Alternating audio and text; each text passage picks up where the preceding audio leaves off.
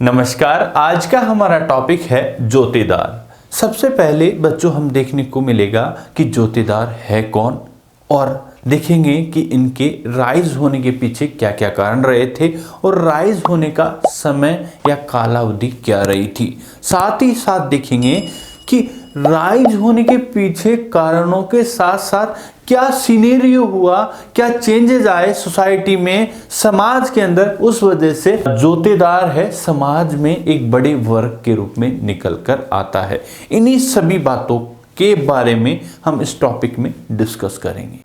आइए चलते हैं और टॉपिक के बारे में डिस्कस करते हैं, जिन्हें हम 5W1H के आधार पर डिस्कस करेंगे। सबसे पहले देखते हैं हु मीन्स कौन। कौन क्या कौन? जोतेदार। बच्चों ये जोतेदार कौन थे इसके बारे में देखते हैं। यहां अगर हम बुकानन है उसका अगर रेफरेंस लें तो जब वो दिनाजपुर जो वेस्ट बंगाल के अंदर जो क्षेत्र स्थान है वहां पर जाता है, सर्वे में बताता है कि जो रिच पीजेंट्स हैं उन्हीं को क्या कहा गया? जोतेदार। कहते हैं जो किसानों के बीच जब एक नया वर्ग निकल कर आता है जिसे यहां नाम दिया गया जोतेदार। ओके, जिसे हम अलग अलग नामों से भी जानते हैं, जिसे हालोदार, गांतीदार या मंडल्स के नाम से भी अलग अलग स्थानों पर जाना जाता है। यह बात अच्छी तरह से देख लीजिए। ओके, हमारा हु वाला कंप्लीट। वेर कहां पर हुआ? बात करते हैं ये जो दिनाजपुर नाम है हमने जो बुकानन के सर्वे के आधार पर यूज किया है, लेकिन ये इस क्षेत्र के अलावा बाकी अन्य क्षेत्रों में भी, जो देश के अलग अलग हिस्सों में भी हमें जोतेदार देखने को मिलता है। ये वाला वेर वाला भी जो कैलकाटा वाला क्षेत्र और साथ साथ रेस्ट ऑफ इंडिया वाले स्थान में भी हमें देखने को मिलते हैं। कौन? जोतेदार। ओके, वहन कब होते हैं? अब यहां पर देखने को मिलता है बच्चों, कहते हैं जब ईस्ट इंडिया कंपनी है, एक मिनट, जब बच्चों हमको देखने को मिलता है कि जब 1793 के अंदर जो परमानेंट रेवेन्यू सिस्टम आता है, कहां पर? जो बंगाल वाले एरिया के अंदर, तो हमें देखने को यहां पर यह मिलेगा बच्चों कि इसी दौरान हम देखेंगे कि यहां पर लैंडलॉर्ड्स आएंगे और लैंडलॉर्ड्स और पीजेंट्स ये ही मेन रोल रहेगा। इस दौरान क्या है, पीजेंट्स के अंदर से एक नया वर्ग निकल कर आता है जिसे हमने क्या नाम दिया? यहां देखिए, जोतेदार। यहां पर इसी समय इस वर्ग का उदय होता है। किसका?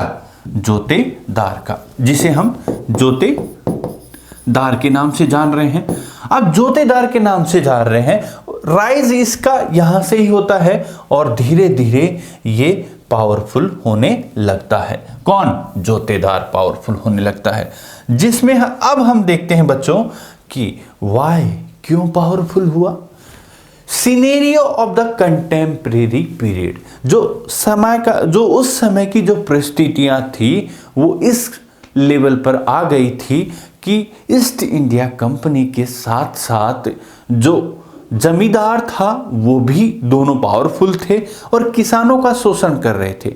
इस वजह से जो इनके पास था, नजदीक था, पैसे लेन देन से संबंधित आपसी रिश्ते के आधार पर, तो इसी वजह से किसानों के बीच जो एक नया वर्ग किसानों का निकल कर आता है उसे ही हमने जोतेदार कहा, जो इनकी व्यापार के अंदर, मनी लेंडिंग के अंदर सभी प्रकार से हेल्प किया करता था।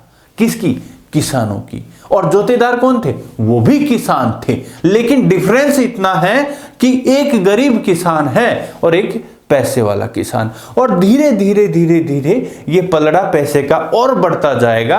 अभी तक कुछ ही बीघा, कुछ ही एकड़ का मालिक रहेगा जोतेदार। जैसे जैसे पैसा बढ़ेगा हजारों एकड़ का मालिक होने लगेगा और धीरे धीरे जमींदार को भी कम कर देगा पैसे में। मींस ये तो देश का, जैसे अंबानी है तो उस गांव का अंबानी हो जाता है।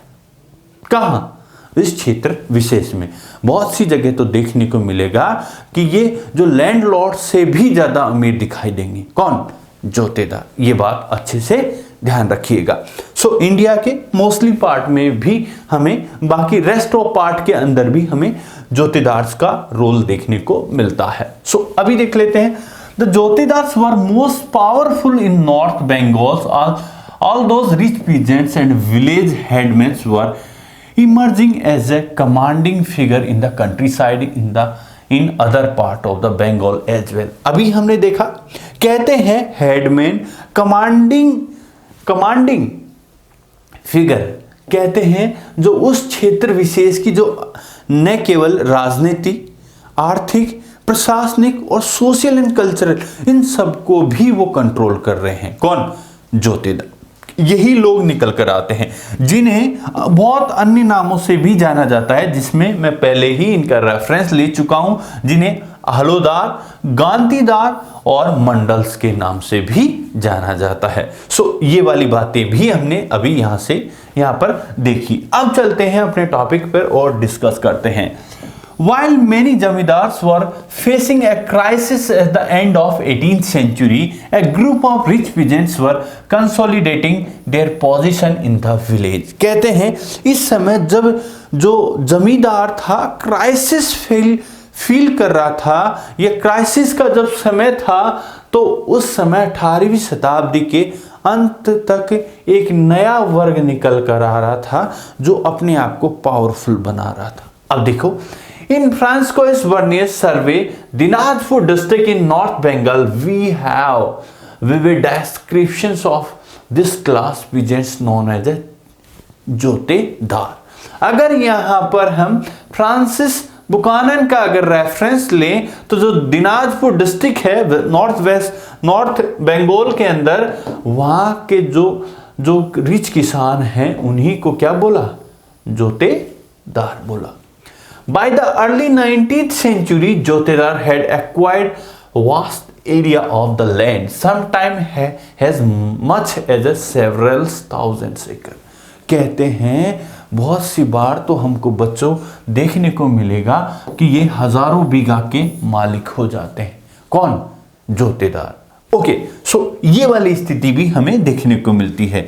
They control local trade. ये क्या क्या कर रहे हैं? लोकल ट्रेड को कंट्रोल कर रहे हैं, मनी लैंडिंग का भी काम कर रहे हैं, exercising immense power over the poor cultivation of the region. So बच्चों यहां पर आपको देखने को मिलेगा कि ये किसानी के साथ साथ मनी लैंडिंग, ट्रेड और भी जो लोकल किसान थे उन पर भी मतलब प्रभाव जमाए हुए थे। कौन? जोतेदार। ओके, सो ये वाली स्थिति हमें यहां पर देखने को मिलती है। A large part of their land was cultivated through the sharecroppers who brought their own plough। कहते हैं कि जो अब तक जाकर इनकी स्थिति ऐसी हो जाती है कि ये अब आम किसान नहीं, बड़े वाले किसान जिनके पास वास्ट टेरिटरी क्षेत्र हो, जो हजारों बीघा के मालिक हो, अब इनके जो खेतों को कौन जोत रहा है? शेयर क्रॉपर्स, जो खेती पर जाते हैं। बटाई जो जानते हैं ना आप, बटाई मतलब आधे हिस्से पर दूसरे की खेती। जैसे मेरा खेत है, कोई और आकर मेरे खेत पर खेती करेगा तो वो सब कुछ उसी का रिसोर्स रहेगा, मेरा खेत रहेगा, पानी भी हो सकता है मेरा, लेकिन जब वो प्रोडक्शन होगा तो मेरे खेत के नाम पर आधा हिस्सा मेरे को देगा और आधा खुद लेकर जाएगा। सो ऐसा काम भी जो किनके खेतों पर? जोतेदारों के खेतों पर, बाकी जो गरीब किसान हैं वो कर रहे हैं। Labored in the fields and the hand over half the produce to the जोतेदार after the harvest। तो यहां पर यही बताया है कि जब अनाज कट जाता है, साफ हो जाता है, तो आधा हिस्सा किसको देकर जाते हैं बच्चों? वो जोतेदार को देकर जाते हैं। अब देखें पावर ऑफ जोतेदार। कहते हैं यहां पर देखेंगे कि पावर ऑफ जोतेदार के बारे में डिस्कस करेंगे। Within the village the power of jotedar was more effective than the zamindar. यहां पर देखने को मिलेगा कि जो विलेज के अंदर जो गांव रहेगा, विलेज रहेगा, हाँ विलेज के अंदर जो अगर हम बात करें कि बच्चों विलेज के अंदर जो रहेगा वो साथ साथ में जो पीजेंट्स हैं, अब पीजेंट्स के साथ पीजेंट ही रह रहा है। हाँ ये देखिए, अब ये मान लीजिए, हम मान लेते हैं ये आम किसान और ये रिच किसान मान लीजिए, ये आम किसान मैंगो आदमी, हाँ तो ये वाला मान लीजिए। ओके, सो ये आम हो गया और ये वाला रिच हो गया, ऐसा मानिए आप। ये रिच वाला हो गया जिसे हम जोतेदार मान ले। अब ये दोनों एक ही विलेज में रह रहे हैं और यहां जो भाई साहब है, जो लैंडलॉर्ड है, ठीक है, वो अलग स्थान पर रह रहा है। तो किसान पर जो दूसरे का ज्यादा प्रभाव रहेगा या फिर जो साथ रह रहा है उसका ज्यादा प्रभाव रहेगा? यहां पर जो साथ रह रहा है, जो रिच किसान है, अगर सोचिए उनको किसी बात की जरूरत पड़ती है तो वो सबसे पहले पड़ोसी के घर जाएगा कि शहर में जाएगा? पड़ोसी के घर ही तो ना जाएगा। खाने की कमी होगी, बच्ची का ब्याह होगा, कोई बीमार हो गया तो सबसे पहले वो पड़ोसी वाले के पास जाएगा। और पड़ोस में कौन है? रिच पीजेंट, जिसे हम जोतेदार के नाम से जानते हैं। तो इसी आधार पर जो सबसे ज्यादा जो प्रभाव रहेगा वो जोतेदार का रहेगा ना जी। किस पर? बाकी लोग जो किसान है गांव के, उन पर इनका प्रभाव ज्यादा रहेगा। तो यही बात हमको देखने को मिलती है कि लैंडलॉर्ड्स का उतना प्रभाव नहीं रहेगा जितना जोतेदार का गांव में आम किसान पर रहेगा। सो यही बात हम अभी यहां पर डिस्कस कर रहे थे। ओके, सो अब हम आगे चलते हैं बच्चों। Unlike the zamindars who often lived in the urban areas, jotedar were located in the village and exercised direct control over the controllable sections of the poor। कहते हैं, यही बात अभी हमने बात की कि अर्बन क्षेत्र मीन्स शहरी एरिया में रह रहा है ना, ये तो शहरी बाबू है। कौन? जोतेदार शहरी बाबू है? नहीं, जमींदार शहरी बाबू है।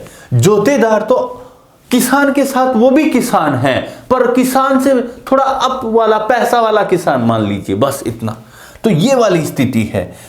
They fiercely resisted efforts by zamindars to increase the jama of the village, prevented zamindari officials from executing their duties, mobilized youths who were dependents on them, and they deliberately delayed the payments of the revenue to the जमींदार। अभी यहां पर देखने को मिलेगा कि जो जोतेदार और जमींदार के मध्य हमेशा कॉन्ट्राडिक्शन रहेंगे और हमेशा चाहेगा कि उसको प्रॉपर टाइम पे रेवेन्यू ना मिले। उसको परेशान देखना चाहता है कौन? जोतेदार। किसको? लैंडलॉर्ड को। अब देखिए क्या कर रहा है ये। यहां पर देखेंगे कि जो किसान, आम किसान जो रेवेन्यू पेड कर रहे हैं, उस चीज का ये जमकर विरोध करेगा। कौन? जोतेदार। उससे क्या होगा? देखिए, youths who were depend on them and deliberately delayed payment of the revenue to the zamindar. कोशिश करेंगे उसके पेमेंट को डिले कराया जाए ताकि वो ट्रबल में आए। कौन? जमींदार। Okay, in fact when the estates of the zamindars were auctioned for failure to the make revenue payments, jotedars were often amongst the purchasers। कहते हैं बहुत सी बार तो क्या होता कि सनसेट थ्योरी के तहत किसी भी जमींदार को एक डेट दी जाती और उस डेट तक उसे अपना रेवेन्यू डिपॉजिट करना था। अगर डिपॉजिट नहीं होता तो उसके लैंड मींस जमींदारी का ऑक्शन हो जाता।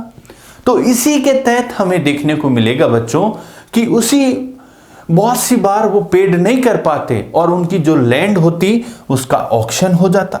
अब ऑक्शन से क्या फायदा था बच्चों? ऑक्शन से सर हमको बताइए सर क्या फायदा था? अब बताते हैं आपको। ऑक्शन से ये फायदा था, वो देख लीजिए। हाँ, कहते हैं जब भी कोई जमींदार लैंडलॉर्ड के लैंड का क्या होता? ऑक्शन होता। ऑक्शन होता तो ऑप्शन होता था बोली लगाने का, बिड लगाने का ऑक्शन होता था। या तो कोई बाहर से आएगा या आउटसाइडर आउटसाइडर होगा या कोई विलेज से होगा, दो चीजें होगी। तो अब जो आउटसाइडर होगा उसको तो यहां टिकने नहीं दिया जाएगा। तो सबसे ज्यादा अगर गांव में देखें तो कोई आम आदमी लगाएगा, उसको तो खुद रेवेन्यू देने में प्रॉब्लम है।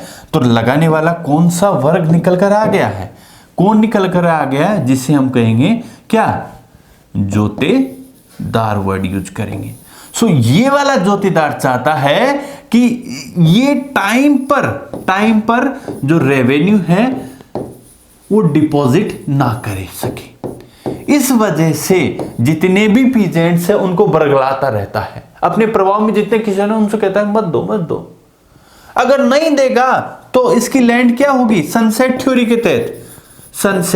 के तहत देखेंगे, सनसेट लॉ के तहत इसकी लैंड का ऑक्शन हो जाएगा। ऑक्शन होगा तो बोली लगेगी, बोली में दो व्यक्ति आएंगे, या तो आउटसाइडर होगा या विलेज का, इसको आने नहीं दिया जाएगा, कोशिश ये रहेगी। और फिर वो किसके पास आएगी, विलेज में। अब विलेज में दो आदमी है, एक तो गरीब है और एक अमीर है। अमीर वाला कौन है, जोतेदार, और वो सारे के सारे लैंड पर अपना कब्जा जमाना चाहता है। तो इसी वजह से ये लैंड जो भी किसान थे उनको रेवेन्यू पेड करने से मना करता है।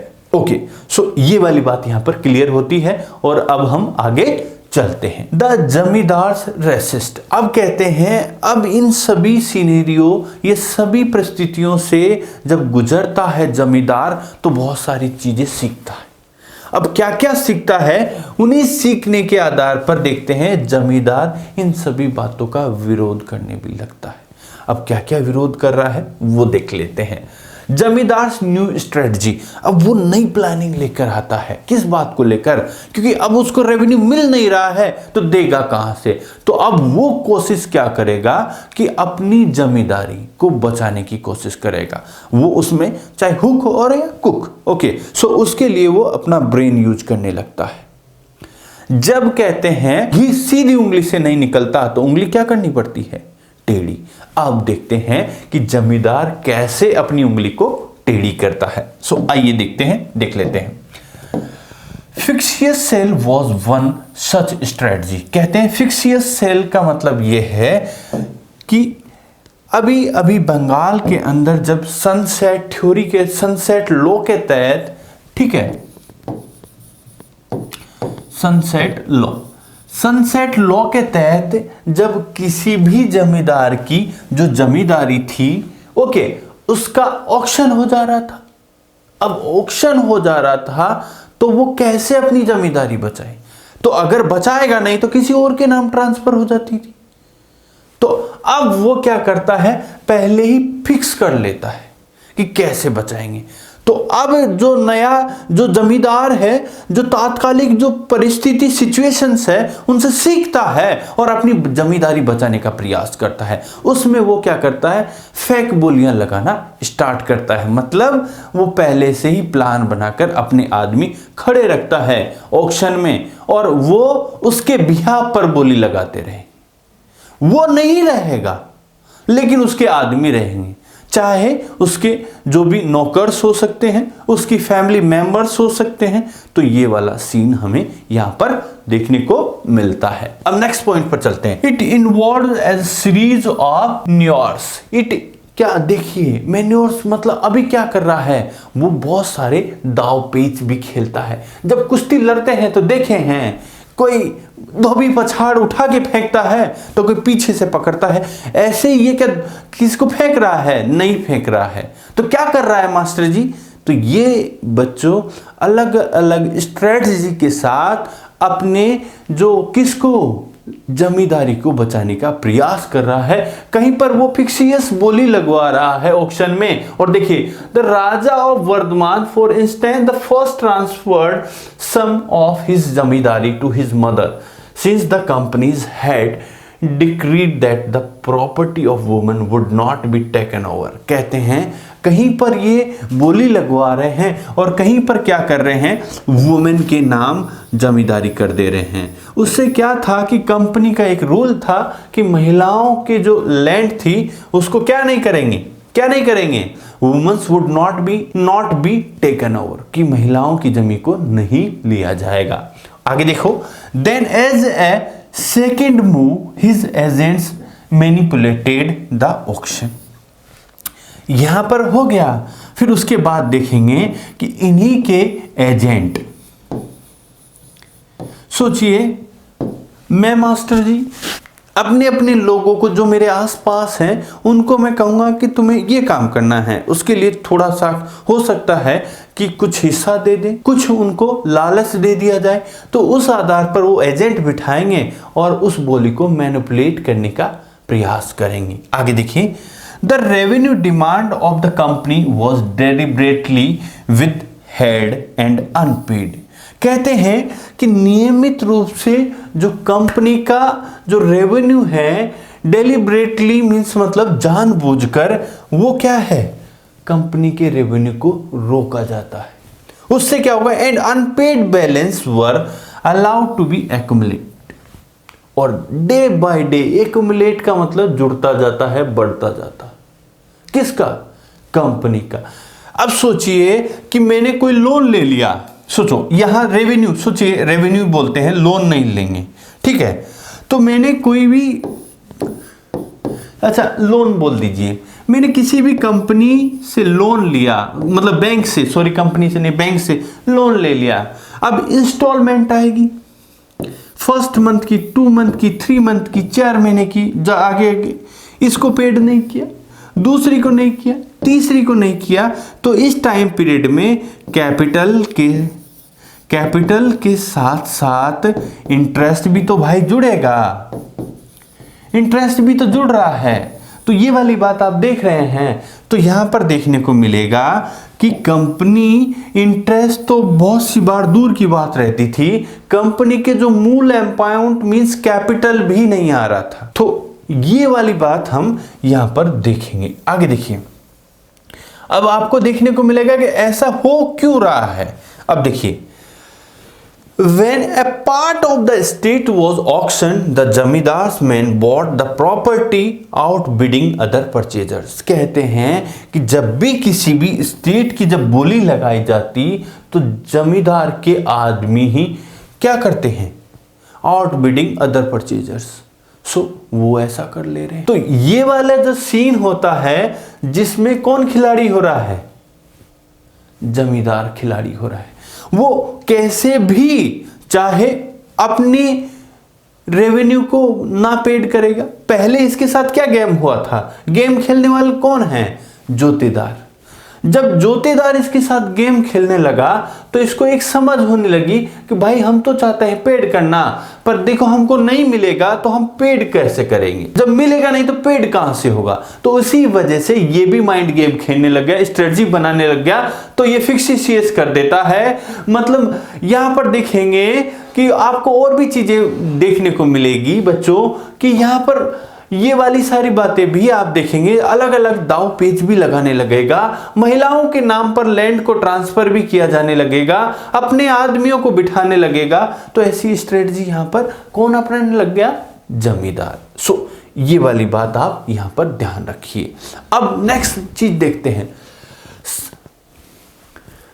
Subsequently, they refused to pay up the purchase money, so the state had to be resold। अब क्या हुआ कि इन्होंने जो फर्स्ट टाइम लिए थे तो ऑक्शन हुई थी किसकी, किसी भी जमींदार की लैंड। अब ये क्या हुआ, जब सेकंड टाइम ऑक्शन में गई तो यहां पर भी अनपेड रह जाता है। फर्स्ट टाइम में अनपेड रहा, तब किसके ऑक्शन के लिए, सेकंड टाइम ऑक्शन के लिए गई। अब भाई साहब सेकंड टाइम के बाद हम थर्ड टाइम जब जाते हैं तो यहां भी पेड नहीं हुआ और यहां पर भी अनपेड रह गया। यहां पर देखिए, पेन चेंज कर लेता हूं, यहां पर अनपेड रहा तो इसी वजह से तो बोली लगी। अब सेकंड टाइम भी क्या हो गया, अनपेड हो गया। अब कंपनी करे तो क्या करे, उसको फिर बोली लगानी थी कंपनी को, कंपनी ने फिर लगाई, या ऑक्शन हुआ, ऑक्शन होके फिर गई उसके नाम, फिर वो अनपेड हो गया। तो डे बाय डे मतलब टाइम टू टाइम जो कंपनी ऑक्शन तो करती है लेकिन क्या हो रहा है, पैसा नहीं आ पा रहा है। उस वजह से उसको फिर क्या करनी पड़ती है, फिर रिसोल्ड करनी पड़ती है, ऑक्शन लगानी पड़ती है। Once again it was bought by the zamindar's agent, और फिर दोबारा उसी जमींदार के एजेंट लोग उस जमीन को खरीद लेते। Once again the purchase money was not paid and once again there was an auction. कहते हैं बार बार वही चक्कर चलता रहता, एक के बाद दूसरा आता, लेकिन वो सब ऑक्शन में कौन होते हैं? उसी राजा मीन्स जमींदार के लोग होते। तो ये वाला सीन यहां पर देखने को मिलता है। This process was repeated endlessly exhausting the state and the other bidders at the auction. कहते हैं इस सभी जो चक्कर से ये पूरा का जो पूरा चक्कर कब तक चलता रहता? एंडलेसली, जो खत्म ही नहीं हो रहा था। तो इस वजह से ये सारी प्रॉब्लम्स इस समय क्रिएट होने लगती है बच्चों। अब देख लेते हैं। At last the state was sold at a lower price back to the zamindar. अब बार बार अनपेड रहता, अनपेड रहा, फिर अनपेड रहा, फिर अनपेड रहा। तो अब क्या करेगा कि कंपनी परेशान हो जाएगी। फिर क्या करेगी कंपनी कि सबसे कम प्राइस में जो लैंड थी जो पुराने जमींदार को दे देगी। तो कहते हैं कि वापस जो लैंड थी जो पुराने जमींदार के पास आ जाती। तो ये वाला सीन देखते हैं। और ये कब हुआ? जब जमींदार अपनी स्ट्रेटजी लगाने लगता है और अपने किसको? अपनी लैंडलॉर्डशिप को बचाने का प्रयास करता है। उसी में वो बहुत दूर तक सफल भी होता है और कहीं पर असफल भी होता है। बहुत सी बार क्या होता है कि जो बाहर वाले बोली लगा देते हैं और बहुत सी बार उनका भी मतलब यहां पर अभी वही लाइन देखेंगे। The zamindars never paid the full revenue, the demand of the company rarely recovered the unpaid balance that had piled up. So यहां वाली बात हम देखेंगे कि जो भी इकट्ठा होता मीन्स जो भी प्लस होता या अंत में जो भी रेवेन्यू बनता उतना कभी भी जो जमींदार रेवेन्यू कंपनी को पेड नहीं करता। तो अब देखते हैं displace the zamindars. There were other ways in which the zamindar circumvented displacement. तो अभी तक गेम कौन खेल रहा था? जमींदार। लेकिन अब जो कंपनी है अलग अलग जो रिपोर्ट हैं, फिफ्थ रिपोर्ट देखें या कलेक्टर्स की रिपोर्ट देखें तो यहां पर जो बहुत सारा जो ऑक्शन होगा बच्चों वो कैसा रहेगा? यहां पर जब हम देखेंगे जो जितना भी जो ऑक्शन होगा, ऑक्शन धीरे धीरे पता चलेगा कि वो फिक्स्ड था, फिक्स रहेगा। तो इस वजह से अब इस बात का पता कंपनी को भी लगता है। कंपनी कौन? East India company. तो अब वो क्या चाहेगी कि वो चाहेगी कि जो जमींदार है जो अब ये जो नाटक कर रहा है उसको रोका जाए। इस वजह से जो जमींदारी है किसी आउटसाइडर को ट्रांसफर की जाए। तो ये वाली बात यहां पर दिखने को मिलेगी। अब दोबारा पेन चेंज कर लेते हैं ताकि आपको दिखता रहे। क्या हुआ? जो ऑक्शन है उसकी बारीकी से स्टडी की और पता क्या चला कि ऑक्शन क्या है? फिक्स है ज्यादातर। तो अब कौन डिसीजन लेगा कि ऑक्शन फिक्स है? तो कंपनी को डिसीजन लेना पड़ेगा। क्या डिसीजन लेना पड़ेगा? कि जमींदार यहां पर कोई न कोई बदमाशी कर रहा है। तो अब क्या करे कि जमींदार को यहां से हटा सके? तो वो किसी इसका जमींदार का ऑप्शन किसी दूसरे में देखने का प्रयास करेगी। तो वो दूसरा कौन होगा? वो होगा कोई आउटसाइडर पर्सन जो वहां के स्थानीय क्षेत्र का नहीं होगा। तो आउटसाइडर होगा तो उसके लिए क्या करना पड़ेगा? जो आउटसाइडर होगा तो ऑक्शन में उसको भागीदार बनाएगा, ऑक्शन में उसको शामिल करेगा। जब ऑक्शन होगा तो जो बोली है अगर ऊंचे दामों पर वो लगाएगा तो उसको क्या हो जाएगी? ट्रांसफर हो जाएगी। क्या ट्रांसफर हो जाएगी? जमींदार की जमींदारी, जो पूरा लैंड था वो ट्रांसफर हो जाएगा किसको? आउटसाइडर को। सो इन्हीं सभी बातों पर हम इस पैरा के अंदर डिस्कस करेंगे। आइए चलते हैं। तो देखते हैं, when people from outsider the zamindar bought and state at an auction they could not always take positions. कहते हैं कि अभी तक तो जो कंपनी के लोग थे वो चालाकी कर रहे थे। क्या चालाकी कर रहे थे, ये वापस फिर हम चलते हैं कि ऑक्शन होगी। अब जब आउटसाइडर आएगा बच्चों, यहां पर रोकते हैं, जब आउटसाइडर आएगा तो अब क्या होगा, ये क्या करेंगे, उसको उस क्षेत्र विशेष, ये वाला क्षेत्र है, ये गांव है, अब इसकी बोली लगी। जब बोली लगी तो आउटसाइडर को ये बोली मिल जाती है, तो ये क्या करेगा, कौन, जमींदार, इन लोगों को इस क्षेत्र में आने ही नहीं देगा, इनको यहां की पोजीशन लेने ही नहीं देगा। वहां पर ठीक है भाई, बाहर से ही भगा देगा। कभी लठैत लेके आएगा, कभी धमकाएगा, कभी और भी बहुत सारे हथकंडे अपनाएगा ताकि आउटसाइडर को यहां पर घुसने ना दिया जाए। तो ये वाली बात हम यहां देखेंगे। At time their agents would be attack by the लठैत्स ऑफ द फॉर्मर जमींदार। जो फॉर्मर जमींदार के जो लठैत होंगे वो आउटसाइडर पर अटैक करेंगे ताकि उसको क्या ना करने दिया है, पोजीशंस ना लेने दिया जाए। कहां पर, जमींदार के लैंड पर। आगे देखो, sometime even the riots resisted the entry of the outsiders. बहुत सी बार बच्चों क्या करेंगे कि जो रैयत है, रैयत कौन है मान सिंह सर, ये बताइए। अभी तक तो यहां थे कि इनके जो लठैत थे वही काम कर रहे हैं, लेकिन बहुत सी बार जो पीजेंट हैं वो भी इनको, जो आउटसाइडर को गांव में नहीं घुसने देंगे, वो भी विरोध करेंगे। अभी तक जमींदार नहीं घुसने दे रहा था आउटसाइडर को, अब किसान भी इनका विरोध करेंगे। किसका, आउटसाइडर का। सो अब और फिर वापस हम चलते हैं, यहां पर भी लिख सकता हूं, पर क्या है कि वहां आपको क्लियर दिखता रहे, बार बार लिख रहे हैं ना तो एक क्लियर हो जा रहा है आपके लिए। They felt bound of their own zamindar through a sense of loyalty and perceived him as a figure of authority and themselves as his proja, mean subjects के अंदर देखेंगे कि क्या होता है। कभी गांव में देखे हैं, जब भी हमें किसी जानवर को थोड़ा चारा या रोटी खिला देते हैं गौ माता को, तो वो माता उस टाइम गौ माता फिर फ्रिक्वेंटली वहां पर आ जाती है। एक दिन डांटेंगे फिर भी वो आ जाएगी, डंडा मारेंगे फिर भी आ जाएगी। ऐसा क्यों होता है, बहुत सी बार अटैचमेंट हो जाता है।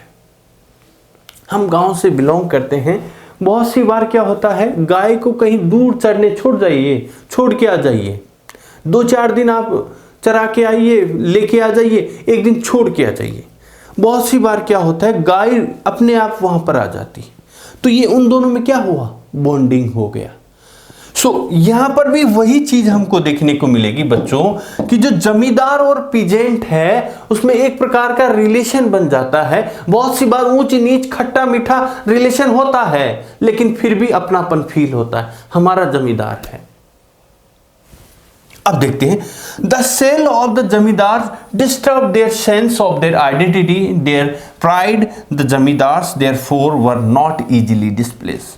कहते हैं कि बहुत सी बार वो लठैतों से उसको लड़वाता है और बहुत सी बार किसान उसका विरोध कर देते हैं, और बहुत सी बार देखता है कि वो खुद अपने जो गर्व, जो उसके प्राइड का जो विषय होता है, उसकी जमींदारी उस समय वैसा ही था जैसे सिर की पगड़ी हो। सिर का पगड़ी अगर गिर गया तो मतलब मरने जैसा है, तो वैसा ही यहां पर जो जमींदार है वैसा फील कर रहा है और उसको वो जाने नहीं दे रहा है। तो वही चीज हम यहां पर देखेंगे कि जमींदार अपनी जमींदारी बचाने के लिए सब कुछ प्रयास करता है। तो यही चीज आज हमने अपने टॉपिक जोतेदार के अंदर देखा। आई होप आपको बहुत अच्छा लगा होगा। अगर अच्छा लगा है तो कमेंट कीजिएगा। Okay, thank you and thank you very much and have a good day.